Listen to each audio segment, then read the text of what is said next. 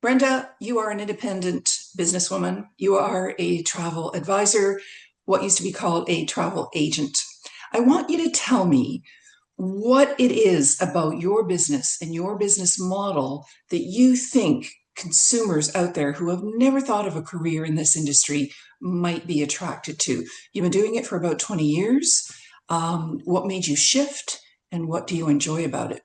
Then what we're going to do is shift through to, if you do decide to become a travel advisor, how do you choose what is called a host agency? So we're going to talk about what is a host agency and what are the criteria that you think people should consider before choosing one. So let's start with you and your business model. What do you do every day? I spend a lot of time talking to clients online and Zoom meetings, and also by phone. I specialize more in FITs and cruising, specifically small ship or super yacht, mega yacht cruising. So I have some super high-end clients who've been with me Nice. forever. And then I also have the second generation, so their kids with their kids who are traveling as well. So it's kind of been an interesting segue over the years of where I started in a brick and mortar to now being ITA and working forever wherever I land. So, for those of you who are listening and do not know what all those acronyms are, Sorry. no, of course. I mean, this is what the industry is, right? It's a lot of learning. It's a steep learning curve. FIT is sort of selling travel, which is not pre-packaged. Mhm. Yeah, and an independent travel advisor is an ITA. And as an independent advisor, are you independent? I am completely independent. I do have a host agency, Right. which is required in Ontario specifically. But I think the numbers are something like 97% of all advisors across the country are hosted by an agency some way or another. Yeah, you have to be in order to sell air, really, IATA. Mhm. Those are the regulations. But it's interesting, though, because, when OpenJaw started 25 years ago, a so-called home-based agent was considered, not even worth paying attention to, and by the suppliers, by the airlines, by the cruise lines. And now you sell big ticket items. Mhm. So for people who are new to the industry, how do you build up not just that clientele, but your knowledge base?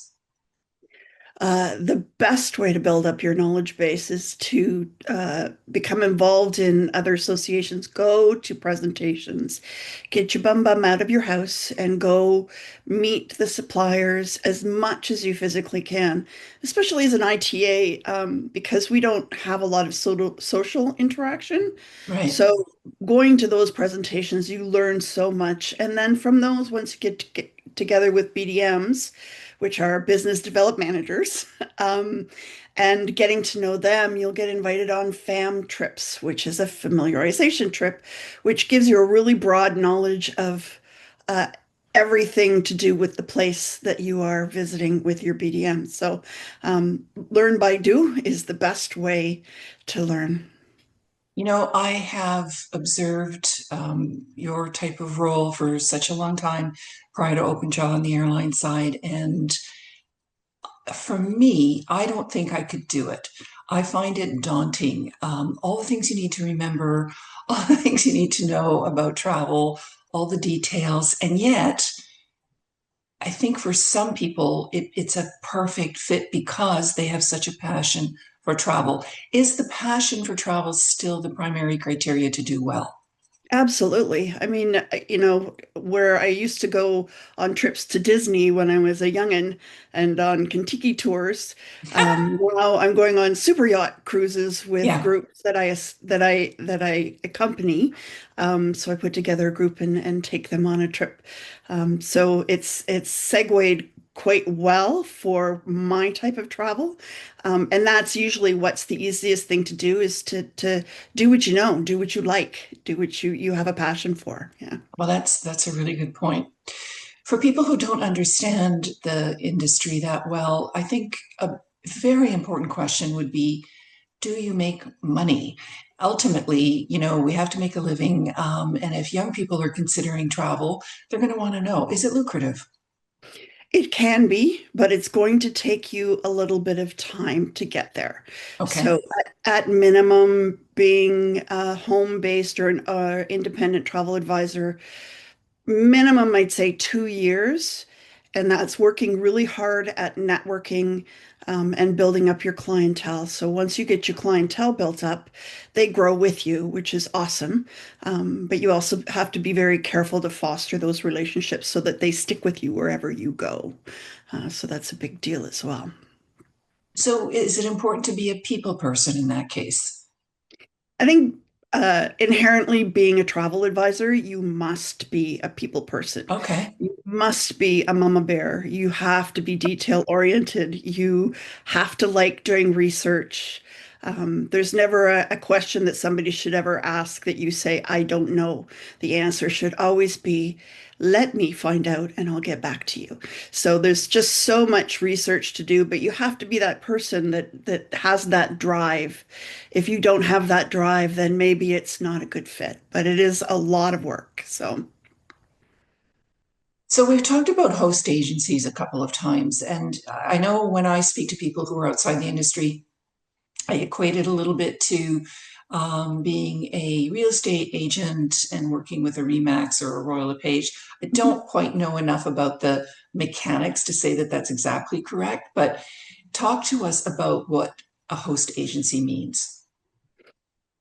so the host agency basically takes care of the back end of your business. And by that, I mean your accounting, receiving commissions, processing payments. Specifically in Ontario, we're not allowed to use our own personal credit cards or our own personal bank accounts. Everything has to go through a secured account with our hosts.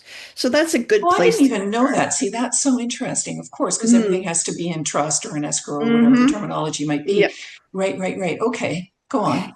Yeah, so that's part of what they do, or a large part of what they do. So, depending on whether you get paid twice a month or once a month, or however your host agency works it, they collect all the commissions. They make sure that everything is financially correct in their system, and then they pay you out your commissions from that. The other things that they do, especially if you're a brand new advisor, is they usually will have a system in place for education. So not just supplier training, but also the how-tos of being a travel advisor, how to run your business, how to find your clients, how to do marketing, and all of everything that that entails as well. So that would be, really important because you talked earlier about having to connect with BDMs and go on FAMs and all the rest of it. But the host agency will help you in that training, correct? I mean, isn't that their role to support you? Most host agencies, just like most publications, will offer, Jamaica Tourist Board will put on a seminar that they do online, or they'll do an in-person event as well. So usually your host agency will have an annual or biannual meeting where other BDMs, tour suppliers will come and sit down and talk with you about their product. But that's only a small piece of it. So you can learn that from various different areas, directly from tour operators or directly from the tourism boards. There's all kinds of learning everywhere, but your hosts also should be providing some of that learning for you as well. And marketing tools, right? I mean, Mm. you're not just sort of hanging out to dry on your own. There, you can take advantage as much as you want, Mhm. I suppose, as much or as little, right? Yeah, some agencies will provide you with websites, some will provide you with a bookable website, which is different. So that way clients can go in and book themselves if they want to. But there's all kinds of different ways in the background that you can get leads, whether they come from your host or they come from a contest that your host agency is running, or many different ways. So it's in their best interest to make sure that you have all of the tools that you need to get your job done Right. so that you do make money. Yeah. Exactly. Now, back to the financials. So I never really delved into it. So I guess I had a bit of a naive um, idea about selling, but obviously you can't just pocket $1,000 check that someone gave you for a trip and keep the commission. Clearly, it doesn't work like that because that would be fraud. So, but on the flip side, the idea that it gets paid to the host agency and you have to wait for your commission Mhm. would frustrate me because I think it's my client, it's my sale, pay me. So, is that a fairly easy process? It's something that you get used to. It was a conversation actually that we had with tour operators during COVID with ASITA about when they paid commission. So that's part of it. So some of them pay commission once your client has paid final payment. So usually Which makes between sense. 4 to 6 weeks later, you get payment on that. Some don't pay until after client has returned from their trip. So conceivably, right now, I could have people traveling in 2027 that I won't see paychecks for until 2028. So the name of the game is always to have a large amount of future bookings and then also do smaller ones in between. So waiting for it, you can't. It's sort of a mindset. You can't say, oh, well, I know I've got, $3,000 coming on that booking. You, Right. you you can't bank on that. So you have to become very, very good with managing your finances. One of the very first courses I took about starting a business was all about cash flow. So I think as an entrepreneur, cash flow is always the biggest issue, no matter who you are, no matter how big or small your business is. So I Yeah, can imagine that that becomes part of the whole strategy. yeah. But what about fees? Like I would imagine, it's very important to secure that fee up front before you do all the work for the client, correct? Yes, but fees would also go through host agency. Okay. So some host agencies, it's really interesting. Some host agencies will, if you charge $100 plus tax, they will pay you $100. Others will, they'll apply their commission split. So that's a whole different piece of information that's extremely important. Right. Some agencies will have higher splits. Some will And have that's much. that's what I'm just going to ask you to hold that thought for one second because I want to bring it in under sort of which we may as well transition to is you recently, for people who are listening, went through the process of choosing a new host agency. So you did the analysis, you did the pros and cons, you Yes. figured out what's important, what isn't, who's offering what type of benefits versus others. So give us a little bit of the checklist of things that need to be considered. Okay. Well, I think the checklist is going to be different if you're brand new as opposed to somebody who's been around a little while. Okay. If you're brand new, it's all about education, and what do they provide you to help you with marketing and setting up your business. That's really important. The most important thing that I would say that you need to be able to do when you're setting up as an ITA is to be able to brand yourself. So instead of being Brenda Slater from ABC Agency, my company is Beyond the Beach. So I'm Beyond the Beach.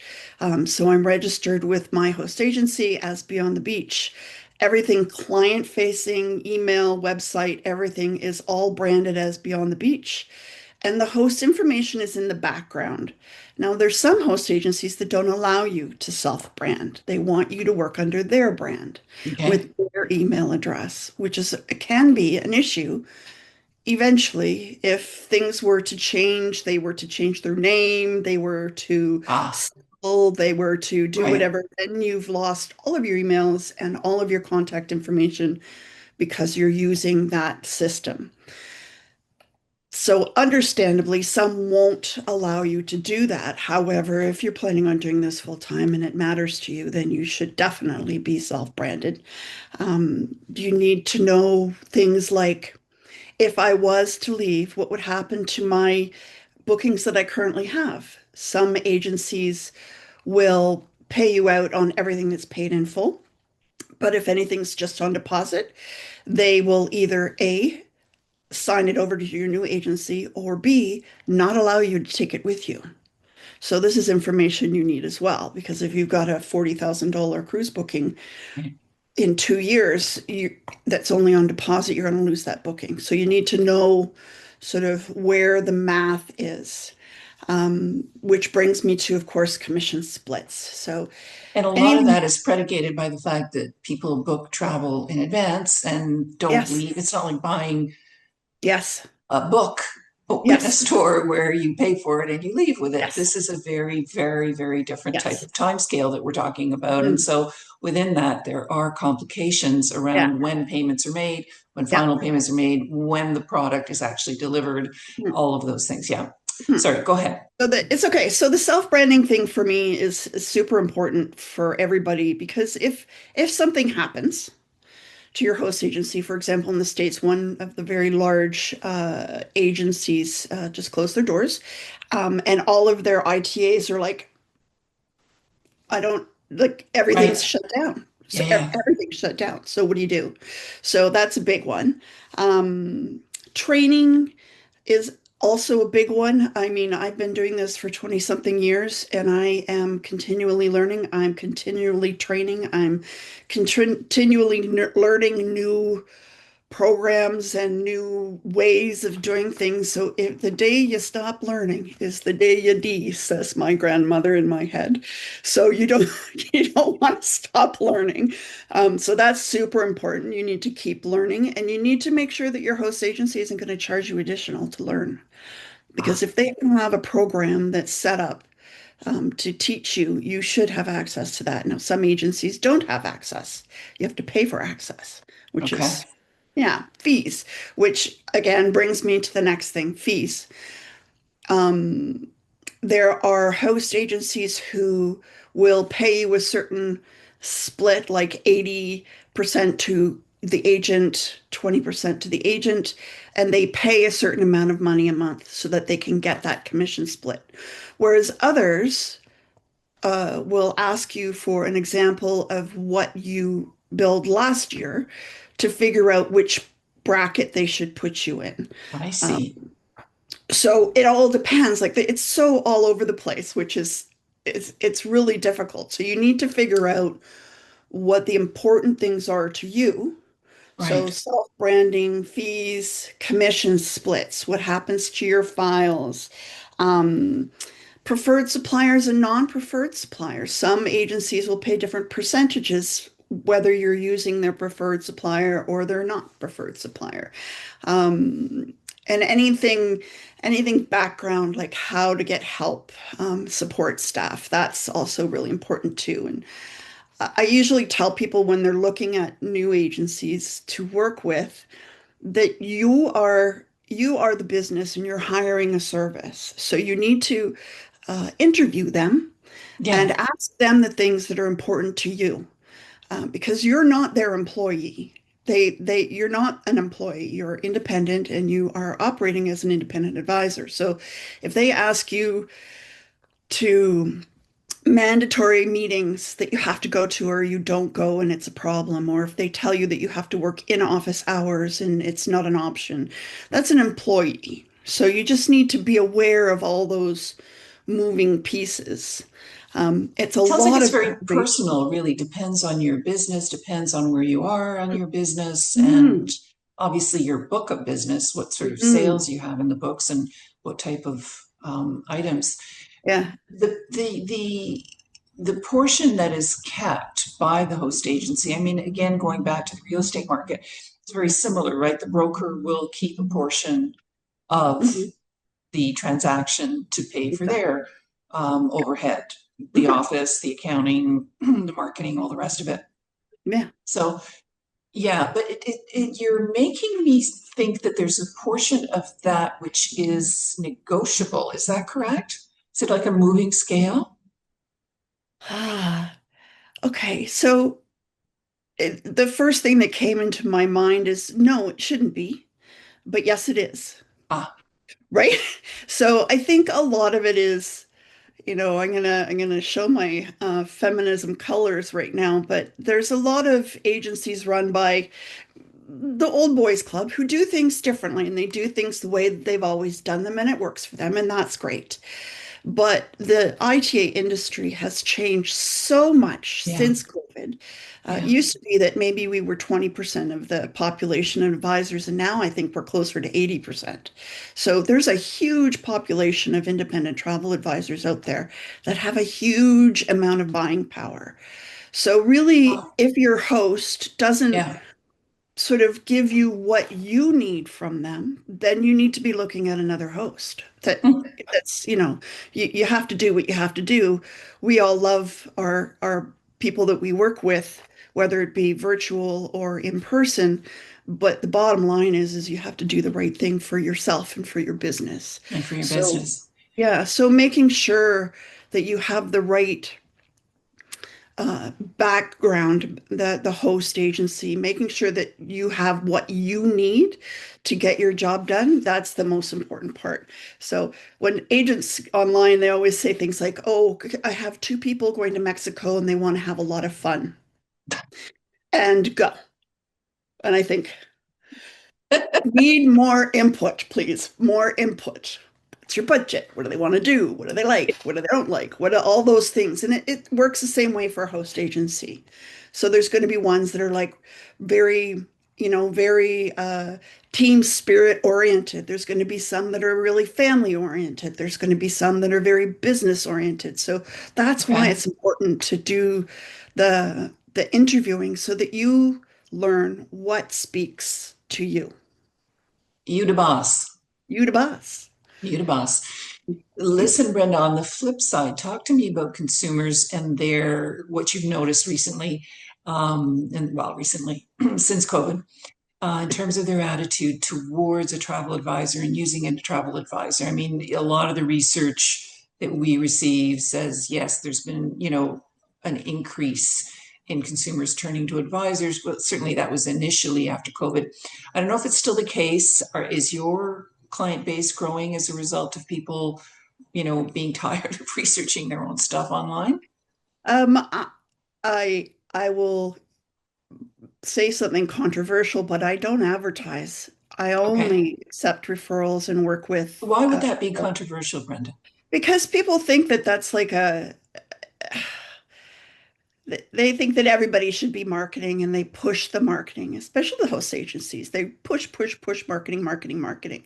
Okay. I'm from an advertising background, so I I can I can You know, tell you you know about advertising. a little bit. Yeah. So, so I Yeah. could tell you that the best advertising you can ever do is Word of make mouth. sure, no radio. Yeah, word of mouth. Yeah, that's exactly it. I mean, we all have clients that refer to us from our friends, and they stick with us because we do a good job. So that's what you need to do is do a good job, and they will stick with you. There's a lot of people that want to go out there and do their own research. Knock yourself out. They're not my client. Okay. That's not my client. So you need to you need to kind of do the weights and balances. If somebody calls me up and says, "Well, I saw something that was $10 cheaper online," Yeah. bless your heart. Off you go. But you're right.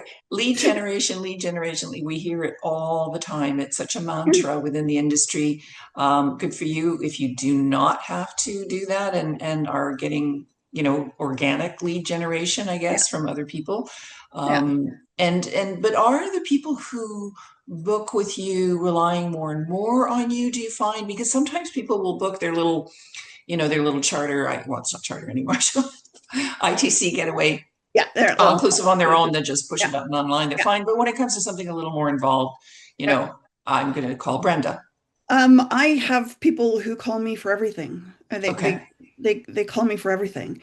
And all inclusives, just because you can book something on all inclusive, I mean, there's some companies that I would never in a million years book.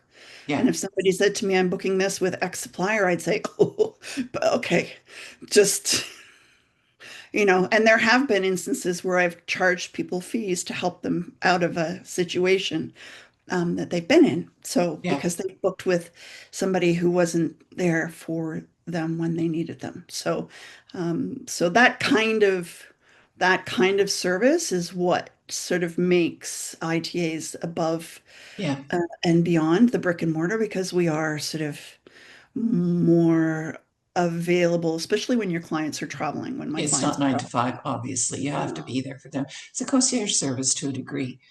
yes, Brenda, do you love your job? love it. Love Some it? days I hate the paperwork. I need Sure. somebody to do all of my billing for me. What do you love about your job? Uh, I'm a very curious individual, so I'm really, when somebody says to me, I want to go to the stand, to the five stands, I'm like, well, let me do a little research, which is now, of course, on my bucket list. So, Right. um, it's funny because I think I sent about 4 or 5 people to Japan, and I did a lot of research for them on their trips, and then I went to Japan because I had to go. So that's sort of one of the things that's really cool about this job, is that I learn so much about the world, and Hmm.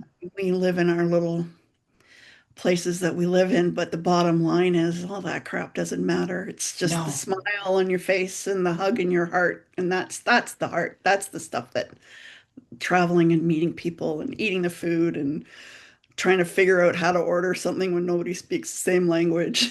That's the good stuff. getting out of our bubbles, right? It really Mm, expands the mind, as you said, the mhm, heart mhm, changes the world ultimately, which we need a mhm. little bit of a hand with that lately. Did you know that, Brenda? A little bit of a Yes, hand with the world right now. yes. And I have actually, I'm flying to Fort Lauderdale this weekend to get on a cruise. And the really funny part is, in my 25 years, I have never allowed a client to fly in to meet a cruise on the day that the cruise departs until this weekend. I hear And I'm you. doing it. I And hear you. it's going to be interesting. It's going to be interesting. Yeah, yeah. Well, yeah, I mean, hopefully there's no big snowstorm that delays your flight, but The air yeah, traffic controllers are back, I think. So, well, slowly. It's going to take a yeah. while to normalize, apparently. It's not quite there yet. It'll take at least a week or so, but you got a few days. I'm rooting for you. Gotta live on the edge. Well, at least we know I've got cancellation insurance. So, There you go. Smart travel advice. Listen, thank you so much for this chat. This has really been, I've learned a lot. So I hope the people who listen get a lot out of it because, yeah, how to choose a host agency 101. Great stuff. yeah. Fabulous information, Brenda. Thank Thank you. you. Thank you. Anytime.